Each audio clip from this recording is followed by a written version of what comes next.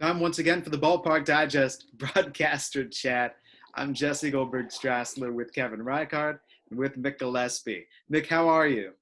You get the, they give you the go sign and you're like, oh my gosh, what am I going to talk about, right? The first time I ever did a sideline for Alabama football, I thought, I can do this, will be easy. And then they give you that. And I'm like, great to see you guys. What I've always done is I practice. So before I ever go on air or before I ever go on camera, whatever it is, I rehearse. I say 3, 2, 1, I do it. 3, 2, 1, and I do it. And then when it's time to go, it's the same as Steph Curry practicing all those threes out of the corner. It's just muscle memory takes over. Yeah. Well, what happened with me is as I was ready to go, and then they're like, all right, hey, Mick, we're going to push you back. We got something else came up. And then it's like, and I'm like, okay, I got everything ready. And then they're like, hey, Mick, sorry, we're going to push you back again. We got this. And then, so now all of a sudden, like, I'm noticing the stadium fill up. And it's starting to, like, not feel like it's just me and the camera guy anymore, you know? So, like, it's like the fifth time, they're like, all right, go. And it's like, first time. So I got some good clips out of it. It wasn't a total disaster, but it wasn't my best. Kevin, I should have practiced more. Kevin, how many times have you been on camera? Not as many as you guys, obviously. For book stuff, actually quite a bit. Morning shows, a lot of morning shows, interestingly enough, which means you got to be there at 4 frickin' a.m. getting ready, and then you're sort of. And I don't know how many morning shows you guys have done. It's very, especially in Phoenix and Twin Cities where I've done the most, it's very assembly line. Man, you are not talking to the hosts. You are barely talking to a producer. There's some intern shuffling you around. You're in, you're on, you're gone. That's it. So do they give you something to sip where they can ask you a question and you go, actually? They don't. And they put everyone in the same green room. So there's like 20 of you there. And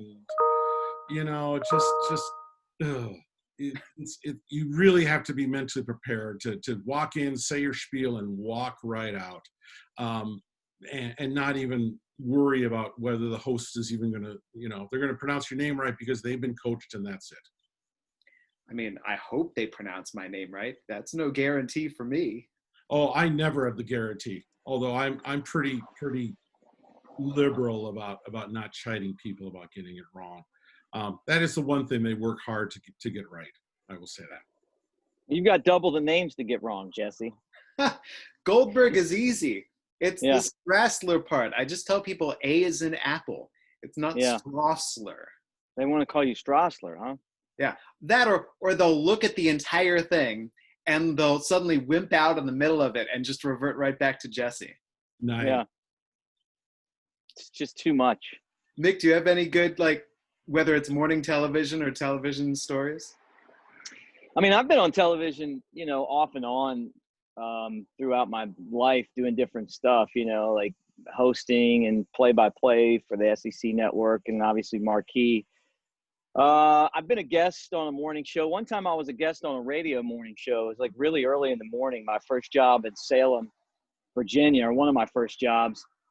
And they asked me what did they say? They said they wanted me to tell them who my favorite, my movie crush was. And I'm like, just not expecting that to be kind of the question that I would get, So I said, I said Bette Midler, and they just thought that was hilarious. It's way older and, not really like the kind of, Katie Holmes, I guess, type movie star that they were thinking of, And I had watched Beaches a lot when I was a kid. So it just came out, That's morning radio. That's morning talk. I mean, you get me out of baseball in the morning, I don't know what's going to come out of my mouth. I have a Tuesday radio spot here in Lansing. Every Tuesday, I get called up and I go on the air for 20 minutes. And I never know what the host is going to ask me. He'll go, baseball, baseball, baseball. And then roundabout, I don't know, the 16, 17-minute mark, he'll just be like, all right, let me ask you this question out of nowhere that I have no idea where it's coming from, and I just have to be on my toes. Yeah. Yep, I could see that. radio, TV, keeps us going. All right. So what's got us on our toes right now is last night, Fernando Tatis Jr., the Padres taking on the Rangers. Padres are leading 10-3. It's a 3-ball, no-strike pitch. The bases are loaded. Tatis swings away, hits a grand slam. Afterward, A.J. Preller gives him a quick word in the dugout, GM for the Padres. His manager, Jace Tingler, basically gives him the silent treatment, all the while his teammates are fist bumping him. After the game, Tingler has some words to say that are not kind about it. Chris Woodward, the Rangers manager, has some words to say about it. Oh, by the way, the very next batter, Manny Machado, has a pitch thrown behind him, and that has everyone talking about, and I'm going to put quote unquote, unwritten rules in baseball. Mick, your first reaction? Well, I mean, I've grown up with these unwritten rules. I don't, honestly, some of them are stupid. To me, that's a dumb one. You know, if you hit a home run and you hit a home run, I mean, you know, like there was a time, and I've talked about it on here before. Russ Nixon was my first manager. He was a baseball lifer. He was as good of a teacher as you could possibly have in the game of baseball, understanding the unwritten rules. And a lot of the things that I do and the way that I try to act are based off of the things that Russ taught me, you know, like it's okay to be in the background, you know, like respecting the game. And he was a stickler for the unwritten rules. But the things have changed a lot, you know, like you can come back now from, you know, a large deficit. You have to keep going. And I think you got to keep going and playing the game. You know, I'm not, you know, like there was a time when, say, you had a big lead, they didn't hold you on, you stayed at first, you know. They don't do that anymore unless it's like even in the ninth inning, you know, they're going to move to that next base. Just the way that it is. I mean, very rarely do you see the guy stay at first. You know what I mean? Like a big lead and they just, the first baseman just doesn't even, and the guy goes to second. And I started noticing that we had Brian Harper was our manager, the former Twins catcher. And Harper was, you know, not a big unwritten rules guy. I mean, matter of fact, didn't follow him much at all. And sometimes it was frustrating because you would want the guys to understand the way that you play the game at the major league level. And here's a manager that has no respect for these unwritten rules. But at the same time, I've noticed that other managers were doing the same thing in the minor leagues, you know, and they were taking the next base. So, you know, I can't really put it on him. I mean, it's just a different philosophy. But, you know, you hear about that. And everybody's like up in arms. Look, you gave up the home run. You're the one that couldn't throw strikes. Sometimes it's like a position player that's out there and, you know, and they want you to go get yourself out. But I've always felt like, I'll give you a great example why. I was on a team, one of my own little teams, like a summer team when I was in college. And the 2 years, the first year we stunk. We lost every game but maybe one, and I can't even remember if we won one. The next year, I was like the player manager. And so I'm like Pete Rose, right? I'm managing. And I got all these players that I was trying to recruit people to play on the teams, good players, you know. And I wanted to run. I was like, I'm going to be Steve Spurrier. I'm going to run the score up every time I play whoever I play because I know what that was like last year. And that's exactly what I did. And I'm like, I'm not following the unwritten rules. They weren't following that when they were beating the crap out of us the year before. And we were that team the next year. And I just felt like I was always afraid too. And on the other hand, that, you know, our pitching runs out and, you know, like all of a sudden this team has like a 10-run inning and we lose. Like, I didn't want to be that manager to let the team down by not winning the games that we're supposed to win. So we ran up the score. I mean, you're talking about a little wood bat league, but it, you know, it was really fun. And I get it. Like at the next level, like some things, you know, like I want people to respect the game, but I'm just not. And I could sit here and talk about unwritten rules all day. I mean, there's a great book about unwritten rules that talks about, like, you know, the Nolan Ryan fight being an example of an unwritten rule, you know, like just the guy's getting tired of getting zoomed inside, and then the next guy's got to charge the mound. And if he doesn't charge the mound, the unwritten rule is that they're going to hate him.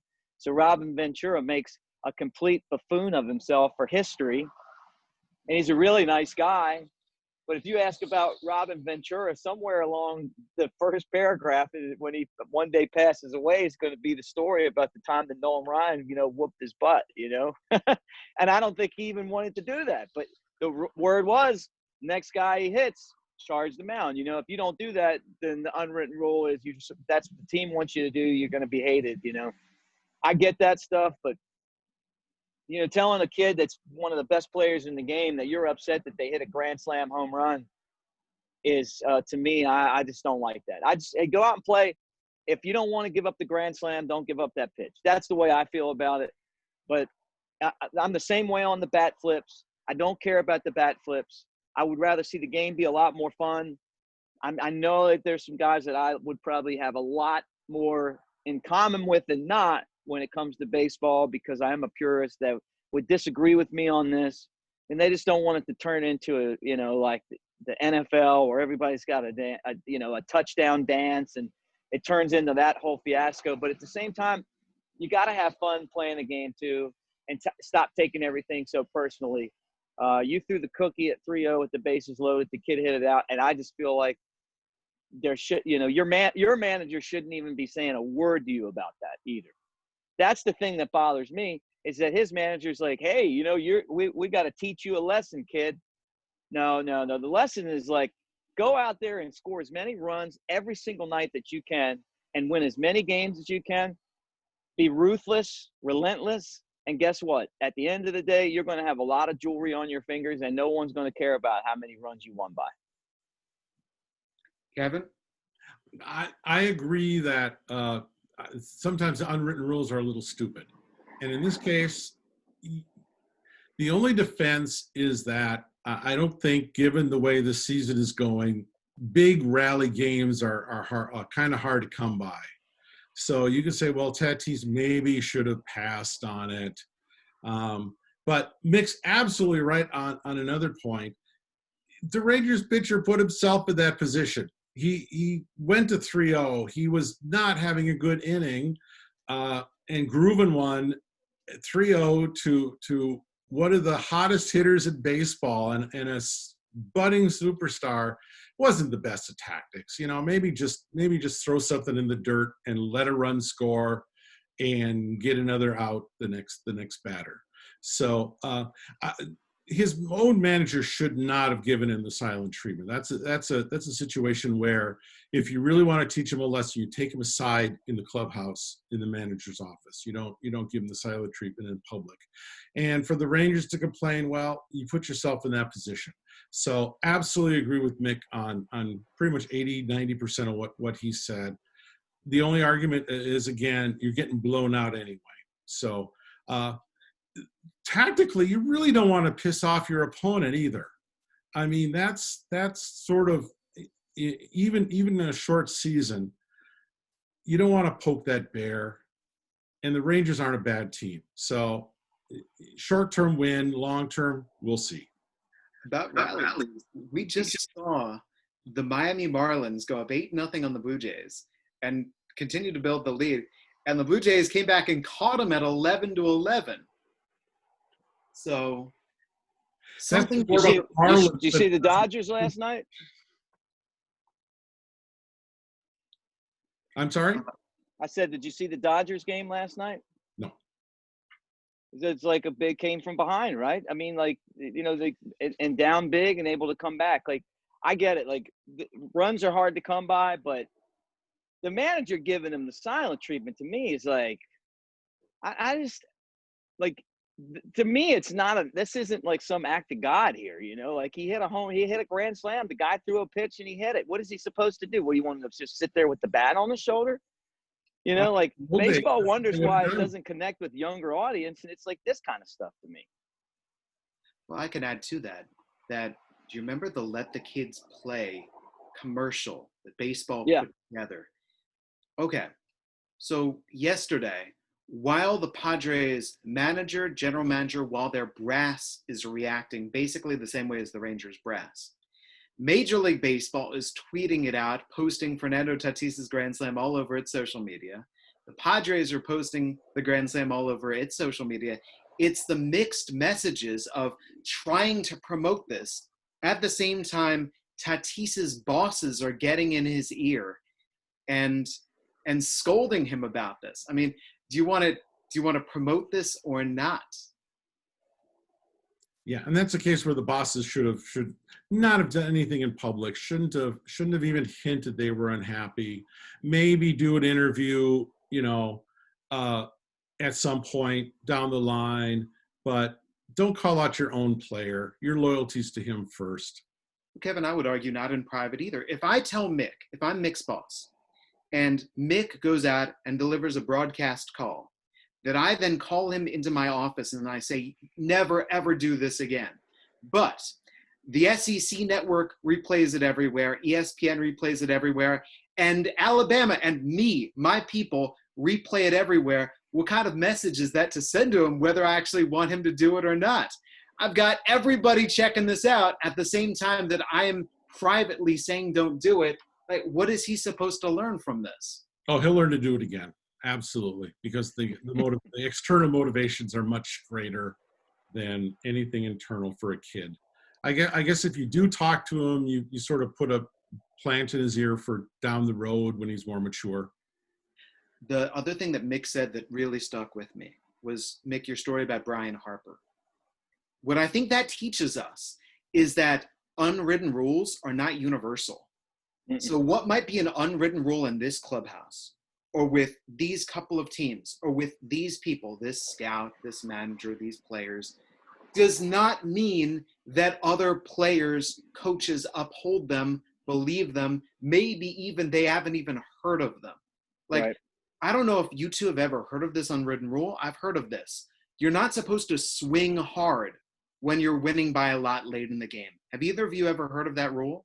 Yeah. I mean, no, I haven't, but yeah. I believe it. Yeah. Okay, but Mick, you hadn't heard of that. Kevin, you've heard of that, right? Okay. That's an old time rule, though, I will say. Okay, so Mick says that, and he swings hard. Yeah, and Kevin, you get incensed by this. Like, don't you think that's going to shock Mick to no end that something he had never heard about pissed you off? So, yeah. That's very situational, though. It all depends on who's hitting, swinging hard, who's just wanting to get through the end of the game. You sort of let a rookie, you give a rookie a lot more leeway than you do like a veteran who you expect to know that rule. Well, let me say this too, guys. Like, part of when I was talking about me and my time as a player manager, I made it clear that I wasn't buying into the unwritten rules. I mean, like, that was just something that I told the other managers. Like, we're going to score as many runs as we can. You guys do the same thing.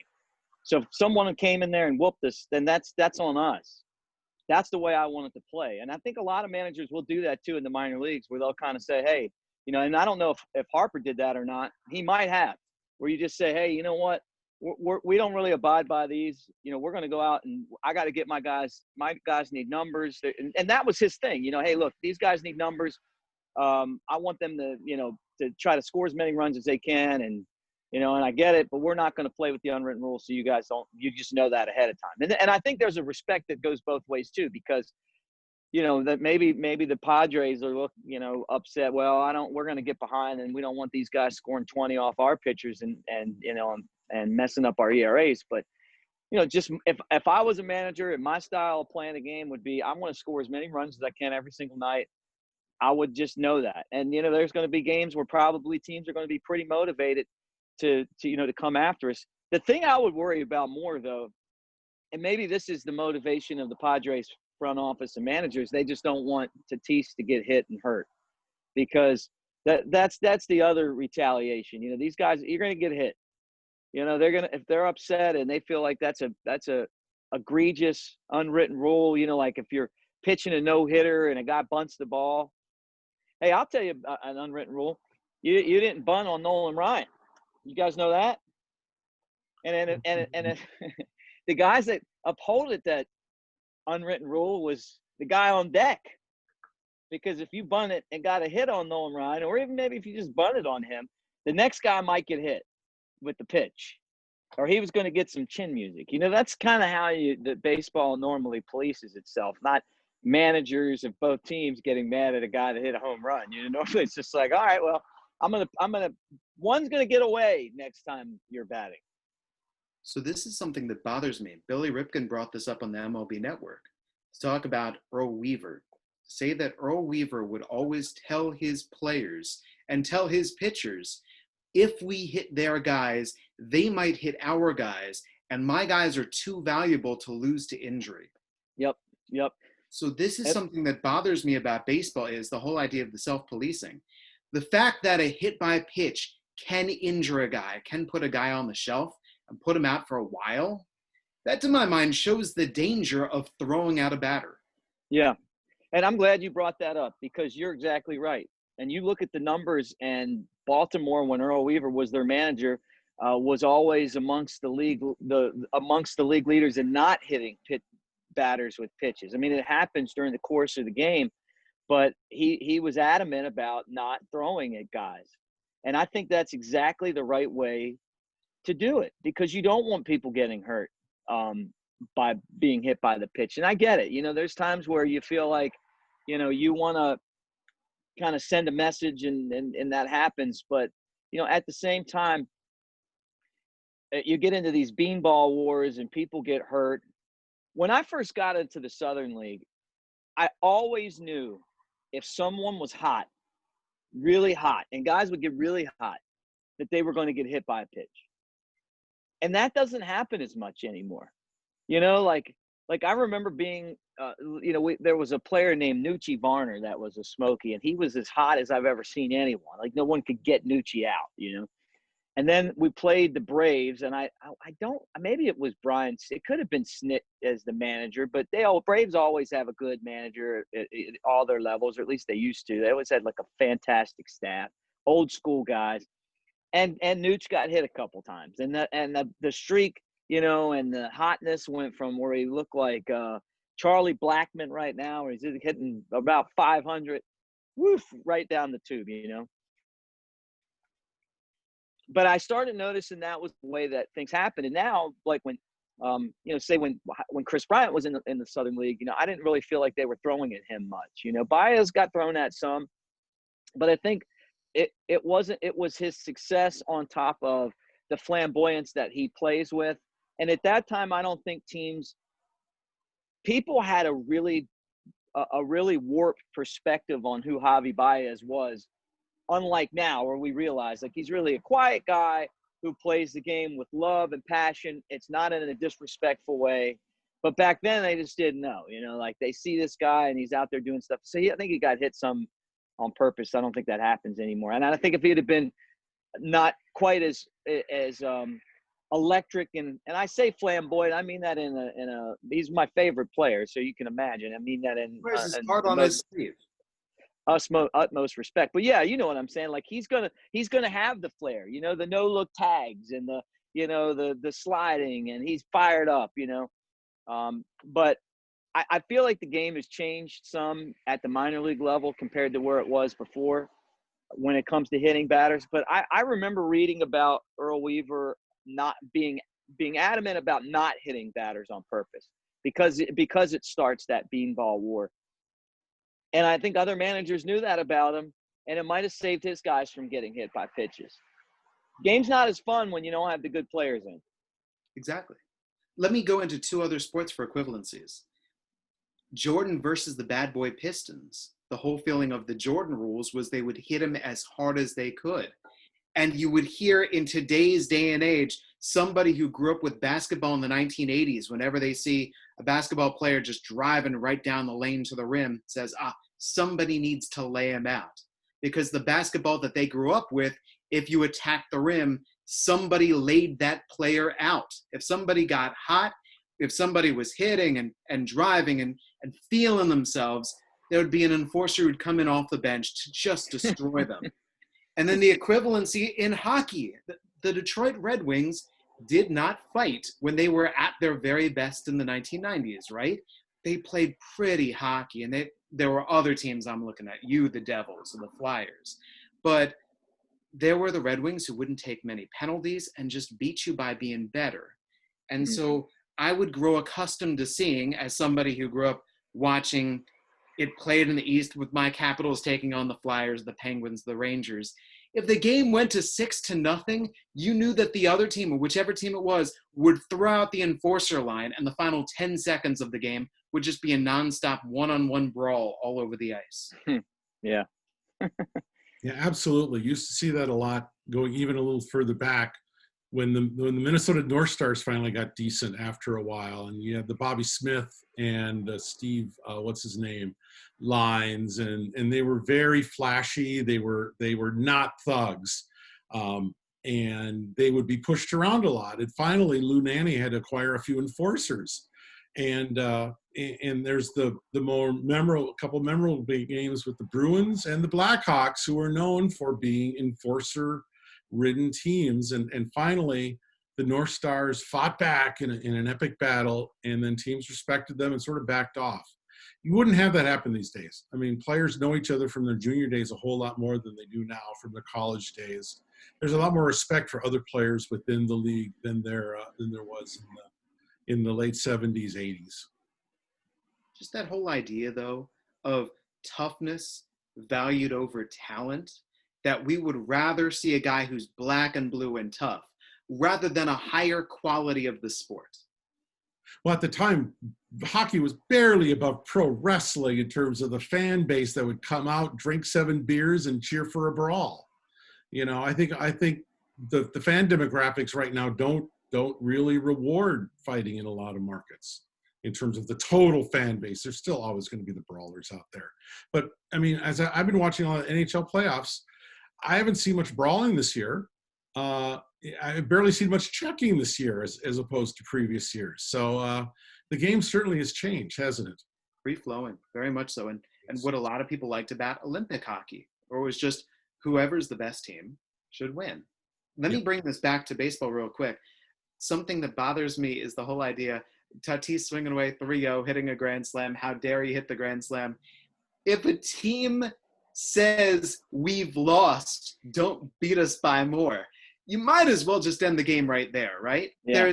There's a pitcher in my Lemonade League, a college pitcher pitching in the Lemonade League hosted in Lansing, who said, it's a hitter's job, and he put this out on Twitter, it's a hitter's job to hit. And so if the pitcher delivers the pitch, it is the hitter's job to hit it as well as he can. And so if you as a team are done with being beaten, you might as well just wave the white flag and walk off the field. Yeah, I wish they could.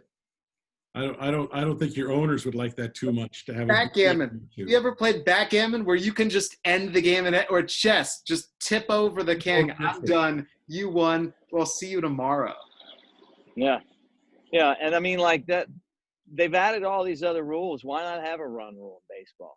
You know, we've got the runner on second. Yeah. The mercy rule, you know, we got the runner on second rule. We got the 7-inning doubleheaders, which I'm kind of, after seeing all the games that some of these teams have to play, I get it. You know, like I'm not a big fan of it, but that's okay to just get the games in. And maybe this is the year where they should have been, you know, instated hey, look, if you're up by 10, the other team can throw in the towel. Because I would rather have that be the case. There's no fans in the stands. You know, if you don't want to waste your pitching and you're going to be upset at a guy hit a grand slam, then let's just go home. If I'm winning, I want to do that because I want to beat the crap out of the other pitching staff. I mean, that's part of the strategy too. So yeah, that's why you'll never see it. Yeah. Buddy Bailey used to talk about teams would have those kind of games and they would get tired from hitting and running the bases so much. And then all of a sudden we would have games like that and we'd lose but we'd win the series somehow, you know, like the next night he'd say, well, you know, they probably, and he was serious because you do all that early work, you do all the other stuff that goes into it, you play. And then when you're batting that many more times and you're going through it that many more times, it's crazy to look at it and see where a team will score 12 runs on Monday, and then the rest of the week they can't score any runs. Meanwhile, we've got the opposing pitcher taking one for the team. You know, they'll stay in an inning and give up 10 runs because they're saving the rest of the staff. Was it the Boston Red Sox? This was the early 1950s. I think it was against the Tigers or the St. Louis Browns. They scored 17 runs in an inning one day. Another day they scored something like 17 to 20 runs. And then they lost the series finale, something like 5-3. They spent all their runs in the first two games. I'll briefly change topics. Going into the mound today in the major leagues, Humberto Mejia with the Marlins, David Peterson with the Mets, JT Brubaker with the Pirates, Tarek Skubal with the Tigers, Tony Gonsolin with the Dodgers, Nate Pearson with the Blue Jays, and Adrian Morejon with the Padres. 7 rookie pitchers are receiving starts today. A lot of those guys are big time prospects. So what are we getting with this shorter, unprecedented pandemic-affected season is we're getting rookies getting the chance and everything's getting shrunk, and suddenly we are getting to see all these phenoms getting their chance. Mm-hmm. Yeah, yesterday Tyson Miller got his first start for the Cubs. The Cardinals had, I want to say, like 5 rookies pitch in the series. Dylan Carlson. That they that they just finished, and saw some of them yesterday. Yeah, I mean that's kind of where we are right now. You got the double headers and so many games in a short amount of time, and we're getting to see a lot more players, and that's my hope. I mean, like I feel like there's some of these guys who get a chance to see what they can do. Might find a star or two that wouldn't have had an opportunity had it not been for the fact that we're playing these games right now the way we are. It's big news in Detroit that the Tigers are calling up Skubal, Casey Mize. Isaac Paredes made his major league debut yesterday. They're going, it's about time. They're turning the chapter. They're actually playing for the future. Yeah, we'll see if Rod Gardner is the right coach for that, though. He does not like playing youngsters. He's very much a veterans coach. So I got bad news for him with what's going on in Detroit. Yeah, that's definitely his issue. So we'll see. We'll see where he is at the end of the year. I love seeing the new talent. I mean, Nate Pearson. I will make a point of watching him today because he is a star in the making. For our baseball lingo, have we done snow cone yet? No, but it's a good term. Big fan of snow cone, otherwise called an ice cream cone. That's where a fielder makes a catch and you see part of the baseball emerging from the top of the mitt, like it's the ice cream or it's the snow cone, with the glove being the cone itself. It's a catch that you don't want to make, but at the very least you hung on to the baseball. A lot of drama, very much a very dramatic effect, because usually it's a running, leaping catch as well. Yeah. So I can see why fielders would be a little apprehensive in the course of making that catch. Mick, you've seen a lot of football. Have you seen a receiver catch a football by only one end? Mm-hmm. Yeah. Oh, yeah. Yeah, definitely. And I mean, I've made some snow cone catches back in my day. I can remember seeing like John T-Bone Shelby snow cone in the ball in center field for the Orioles back when I was a kid, or Bobby Dernier running one down and, against snow cones, like a great term. Great term. And one that you use, that's one that you use, a snow cone, ice cream. I guess I always call it a snow cone. Yeah, I always called it a snow cone too. I've heard ice cream cone because in general, a baseball is more the color of vanilla ice cream than whatever flavor you want. Like when you get a snow cone, it's not the color of snow. Mm-mm. No, but they're not called ices, though. But if you see that catch, it's not called anything else. It's right. That's what you say. That's why you said that it gets used, because it is a very specific sort of catch. Like a basket catch is a specific sort of catch. An over-the-shoulder catch is a specific sort of catch. If you snow cone it, you snow cone it, period. Mm-hmm. So does anyone purposely do basket catches anymore? Albert Elmore does them some. Yeah. Well, it's kind of like a mid, but like a mid one, not much. Yeah. Kevin, would you like to stand up and demonstrate the proper technique for a basket catch? Oh, I think we could our watchers could visualize that. I'm sure it must drive managers up a wall when it was done a lot. I mean, didn't Willie Mays do it quite a bit? Yeah, he did. Catch. That was his trademark catch. Yeah. Put your glove at your hip and catch it underhand, basically. I would just be nervous as heck if I were the manager. But then again, Willie Mays probably didn't make too many managers nervous. The thing that I always grew up hearing was You never, ever, ever catch the ball with one hand. You always catch it with two hands. And then I joined a baseball team where the manager got upset when his players tried to two-hand the baseball for whatever reason. And he'd say, no, one hand catch it only. Really? So, That's the way everyone does it now, isn't it? I mean, you rarely see a needed two-handed catch. yeah. But then again, everyone has their own style these days, don't they? It's baseball. It's baseball. And Kevin, on Ballpark Digest, I enjoyed Mark Cryan writing about going to check out the baseball in Martinsville, by the way. Yeah, Mark, and if you haven't read the story, go to Ballpark Digest and read it. I believe it's still on the front page. Mark is a very astute observer of baseball. You know, he helped found the Coastal Plain League, scouted out a lot of those locations, installed a lot of cold beer trucks in those ballparks, and he took the time to hit ball games in Thomasville and Martinsville.